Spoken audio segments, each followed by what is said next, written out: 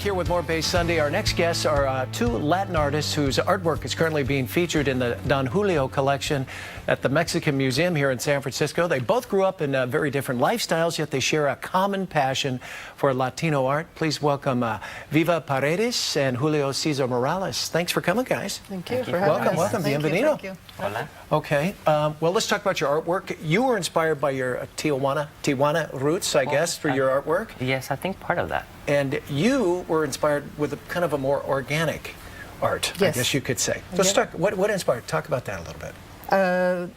My Yeah, piece what- that's in the museum is called My Pocha Tongues.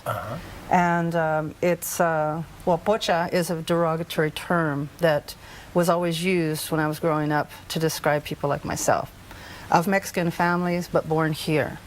And the actual term pocha means to sort of be ruined, rotten, like fruit when it's past being ripe. Sure. So it was a derogatory term, and I love the way the Americans take terms like, you know, that have been derogatory and give power to them. And so I wanted to do this piece called My Pocha Tongues, which was addressed that it really wasn't, it's not our fault that we don't speak. Well, explain. Spanish? Here it is right here. So all the tongues are filled with medicinal herbs that heal things to do with the breath, the mouth, the lungs.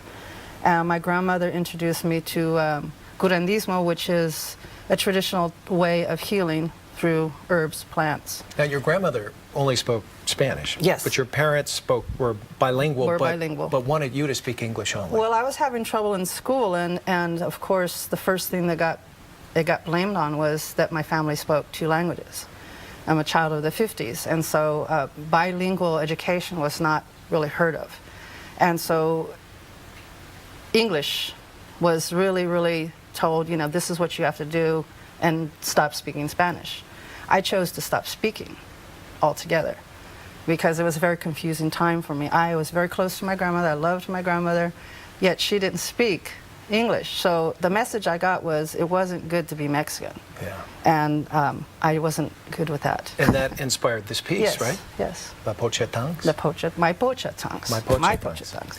Okay, and Julio, talk about your life. You grew up in Tijuana and then ended up in San Diego and here Yes, in Northern California. I moved about a block from Tijuana, which is San Isidro, which is San Diego. Sure. And essentially moved here to go to school, to San Francisco Art Institute, and I stayed. It's a good town to be an artist. And I developed this project that's at the museum based on the musician Perez Prado. And Perez Prado, of course, originated mambo in the late 40s, early 50s. Sure. And this work that you see in the exhibition is called Lowrider Mambo. And Lowrider Mambo is actually, these are lowrider car rims. I know, they look like, well, they look like chairs or drums, right? Yes, well, that's exactly the point, is that in the early 60s, Perez Prado took all his percussion from his orchestra and replaced it with car rims. And essentially he wanted more of a metallic type of urban sound. And so every percussion instrument was erased and replaced with car rims. Wow. And so he went on to record a series of albums with these new musical instruments. And on each of those rims, there's an inscription too, right? Yes, because he had different flavors of mambo. Psychedelic rock mambo, if you can imagine Jimi Hendrix style guitars with mambo. Okay. Or mambo funk, and so on. So essentially, he was quite experimental and quite ahead of his time. I think of West Side Story. Let's mambo. You Yes, know? exactly. When it was the rage. It was. It was the rage. He was the first Latin American musician to cross over worldwide. And in the early 60s, he actually outsold the Beatles. And what's the reaction in the Latino community to It's a lot of it's based on memory, because sort of like the golden years of mambo is, as you mentioned, the West Side Story, like in the 50s. Late 50s, So early 60s. it's cross-generational. And so what I love about what he did is that every 5-10 years he reinvented the mambo for a new generation. Well, it's probably a stupid question, but how have your Latino roots affected your artwork? Obviously, it's all of your art, right? Well, you can't ignore it. Right. Yeah. You know, if you were a writer, they say write what you know. Right. Well, this is what we do.